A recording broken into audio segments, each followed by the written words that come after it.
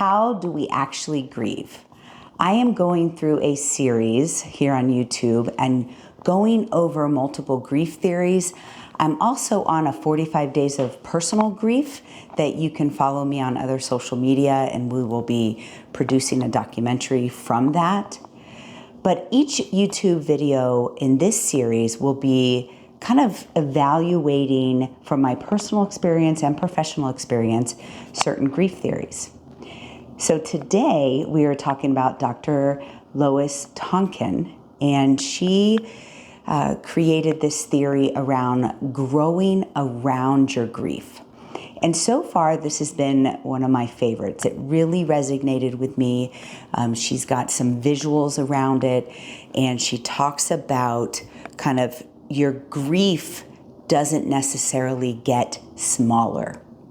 We often in our culture, and even when we're trying to help someone through grief, we say that time heals all wounds. And for someone who has experienced intense grief, like losing a child, and in my case, if you don't know, my name's Christy Bundukumara. I'm a psychiatric nurse practitioner professionally, but I've lost 3 children, 1 in a drowning accident and 2 to a very a neurodegenerative condition called DRPLA. And so I know grief intimately. And one of the kind of triggers that I get as I am researching these grief theories is many times those that have come up with the grief, maybe they do have a lot of experience in personal grief, but they're not sharing that in their story. They're talking a lot about helping people professionally, which is super important. But I want to share a little bit about how each time I look at one of these grief theories, it actually becomes a trigger for me. So if you're trying to help someone through grief, know that sometimes the things that we say can be a trigger, and we don't want to hurt your feelings because we know you're trying to help us. And so therefore you might not know that it's actually not helpful. So opening up that dialogue as well, and really kind of moving through, like, how can we study this? This is what Dr. Tonkin says. How does that resonate with you, or how does that trigger you? What feelings does it trigger in you? And so this growing around grief, it is one of my favorites so far. It talks about that the pain of the grief maybe never gets smaller. But what can happen, so let's say this is your grief, what can happen is that you can allow life and joy and happiness to grow around that grief. Now I can tell you, there's somebody listening right now that says, I don't want to grow without that person. I don't want to experience new things without that person. And I'm even getting choked up saying those things, right? So you can see how even a really good grief theory can be triggering. And so, I have committed to this process, and so I was kind of meditating on this, and her original concept used like circles, and here's the grief, and you can grow around that grief. Somebody else took her theory and did like these jars, and how the rock inside of the jar right now is filling everything, but as the jar grows, the intensity of that pain decreases. And that resonated with me a little more. And I do want to grow.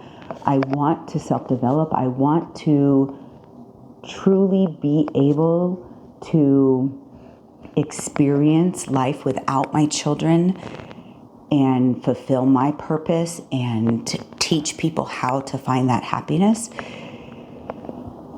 But, as I was studying this theory, I thought to myself, that's my heart. And unfortunately, I have experienced a lot of grief.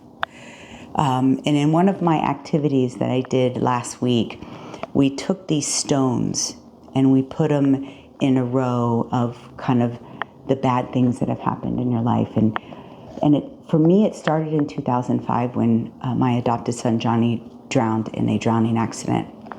And then it was just a series of these rocks of grief, maybe even trauma. And what I did is I drew a heart, and I started putting circles of all of these things that I'm carrying in my heart, and they feel so heavy. And I thought, wow, what if I could just have a bigger heart? Because I don't want to take away that rock that belongs to Reggie. I don't want to take away that rock that belongs to Maya. Like, even in their death, that pain is mine.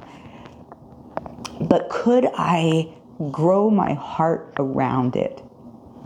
And bringing in the grief theory that I talked about in another video about how your values should, be involved in your personal vision after grief. And I thought one of the things that triggered me in that, when I was discussing it in that video, is I have always valued family. Family has always been super important to me. And to have lost my 2 biological children and will likely lose my husband, I feel like giving up on family. And I have 4 other children and lots of grandchildren. And I've got to grow my heart around this pain because family is important.